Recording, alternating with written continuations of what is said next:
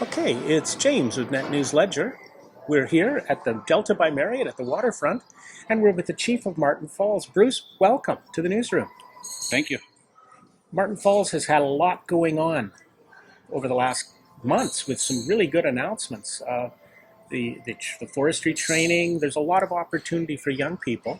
What would you like to share with our readers and viewers? Well, there's been a lot of work in the past few years. I've been chief for approximately 5 years. I started off as an interim chief back in 2014, and I did that for 1 year. So basically, when Chief Eli fell ill, I took over the reins, so to speak, and I've been on ever since, and I'm hoping to continue.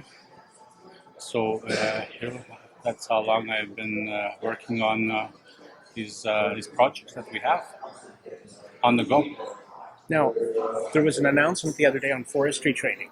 It's part of the ongoing work with Oshkey and with Confederation College. What is the education goal for First Nations? What does that mean for the young people? Well, it was a long time coming, that investment, and it's good that the government recognizes that when First Nations take initiative with our resource industries that we have on the go, like forestry. We want to be a big part of the management of the forestry. So therefore, when we get support from governments, it's needed, and it's a good thing for our youth who need that support, that education and training. Yes. So that they can have some kind of career goals in the future in the resource sectors. It's very the potential. Basically, today with some of the way things are going, the potential is basically unlimited. Yes, we're just starting off with the forestry. So when you look at it, I see us starting some basic training at the mill, then maybe moving on to silviculture, then road building, building bridges, for example. Now, looking forward to the next term, you're reelected. What are the priorities?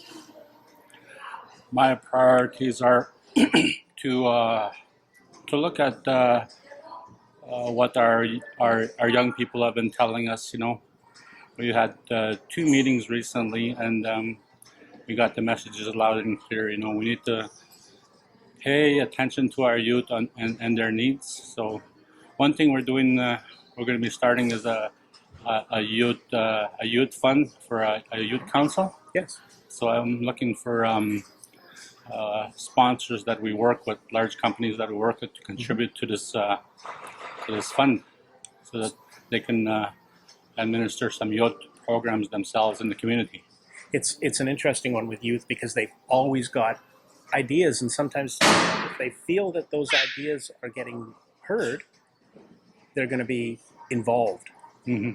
So when I interviewed Jason Thompson the other day from Superior Strategies, and he said that the goal today is for Indigenous management roles and ownership roles.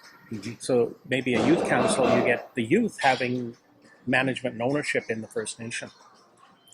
Well, we have to start off someplace, and like I've been telling government all along, that we need a long-term community strategy, a strategic plan.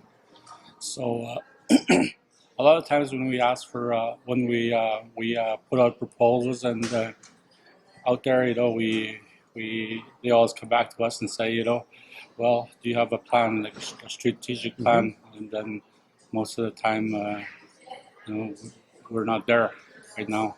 So we just like to complete some kind of long-term strategic plan. Thank you very much. I appreciate your time this morning. Miigwech. On full disclosure, hiding in the background, and you may have heard some of his noise, is our grandson Lemerith, who is also from Marten Falls. Yeah.